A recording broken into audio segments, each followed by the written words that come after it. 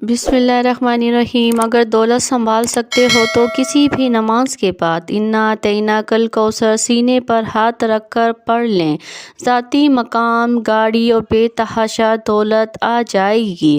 محترم ناظرین، آج کا قیمتی وظیفہ میں آپ کو بتانے جا رہی ہوں۔ یہ ایک خاص عمل میں آپ کے ساتھ شیئر کر رہی ہوں۔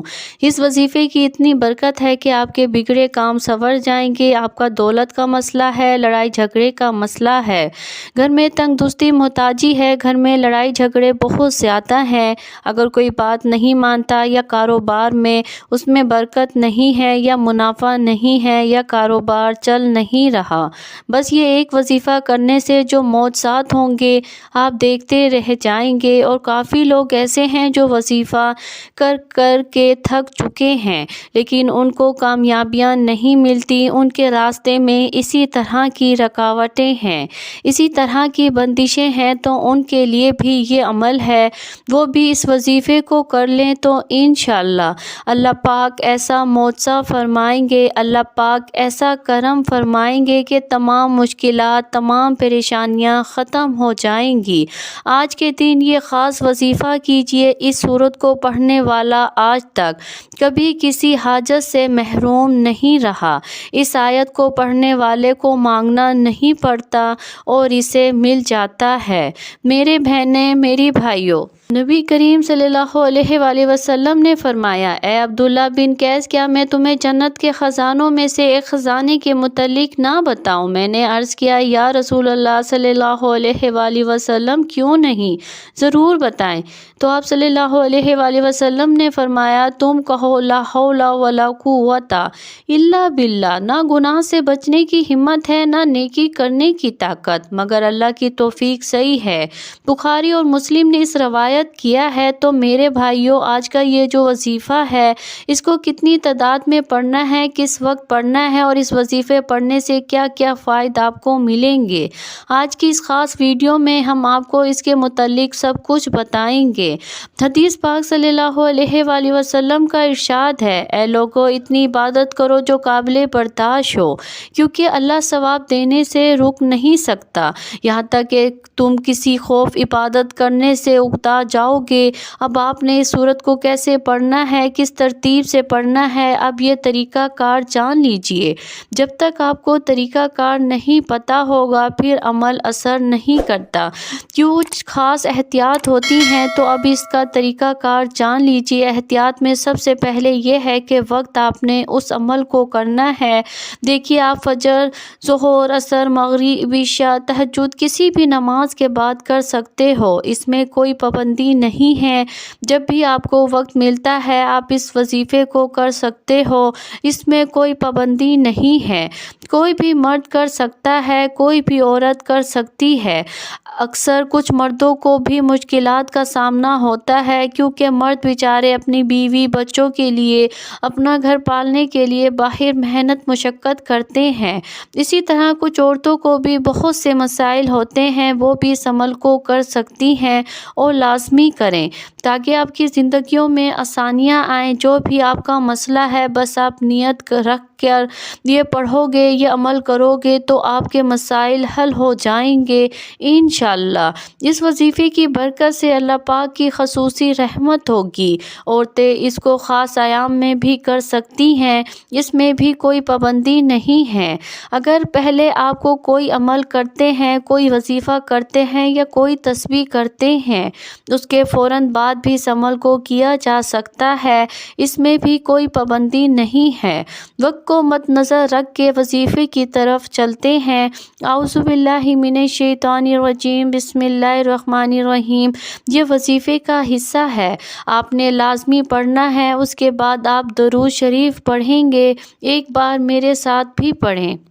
اللہم صلی علی محمد وعلی آل محمد کما صلیت علی ابراہیم وعلی آل ابراہیم انک حمید مجید۔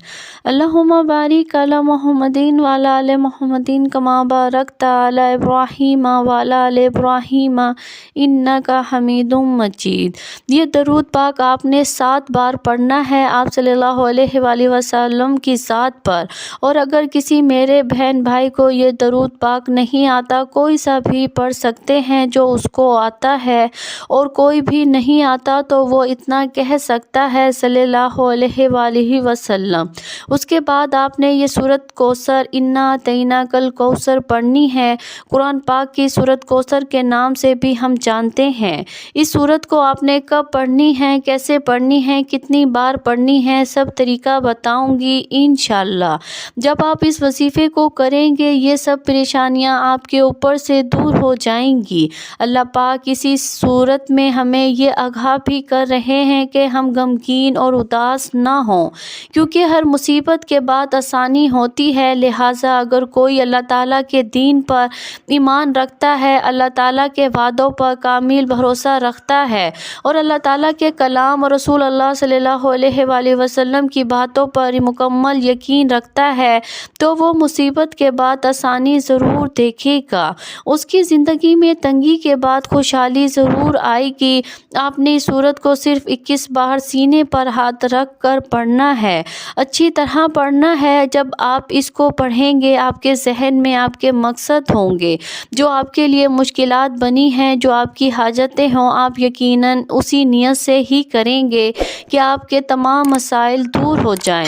اب آپ نے وہیں بیٹھے جگہ چھوڑے بغیر لا حول ولا قوت الا باللہ العلی العظیم، لا حول ولا قوت الا باللہ العلی العظیم، صرف اتنا پڑھنا ہے کہ میں پورے یقین کامل سے کہتی ہوں کہ اس تسبیح کو ہر کوئی جانتا ہے۔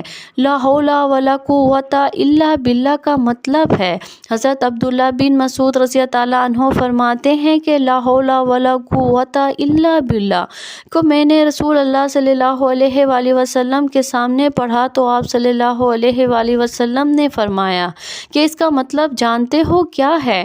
میں نے عرض کیا اللہ اور اس کے رسول صلی اللہ علیہ وآلہ وسلم خوب جانتے ہیں۔ آپ صلی اللہ علیہ وآلہ وسلم نے خود ہی ارشاد فرمایا، اس کا مطلب یہ ہے کہ گناہ سے پھرنے کی طاقت نہیں مگر اللہ کی حفاظت سے، اور اللہ کی عبادت کرنے کی قوت نہیں مگر اللہ کی مدد سے، اور فرمایا جو بندہ ہر وقت استغفار کرتا رہتا ہے اللہ اس کی ہر مشکل آسان کر دیتا ہے اور ہر غم دور کر دیتا ہے، اور ایسی جگہ سے روزی دیتا ہے کہ جہاں سے اس کا گمان بھی نہیں ہوتا۔ اس کی آپ نے 100 دانوں کی ایک تسبیح کرنی ہے، اس کے بعد آپ نے دعا کرنی ہے، سبحان اللہ یا رب الکریم، یا اللہ آپ کو اپنی شان کریمی کا واسطہ ہم گناہ گاروں پر اپنے گھر کے دروازے بند نہ کر۔ ہم سیاہ کار ہیں لیکن ہیں تو تیرے ہی بندے، تیرے سوا ہمارا کوئی سہارا نہیں۔ یا ذوالجلال والاکرام، ہم تجھ سے اپنے ہر گناہ کی معافی مانگتے ہیں جو تنہائی میں کیا یا محفل میں کیا، نادانی میں کیا یا انجانے میں کیا۔ اللہ اپنے شان کریمی کے صدقے، اپنے کعبے کی عظمت کے صدقے ہمیں معاف کر دے۔ تمام دوستوں سے گزارش ہے کہ اللہ کے 99 ناموں میں سے ایک نام ضرور کمرس میں اللہ کے 99 ناموں میں سے ایک نام ضرور ٹائپ کیا کریں۔ جزاک اللہ خیر۔ اللہ ہم سب کا حامی اور ناصر ہو۔ اللہ حافظ۔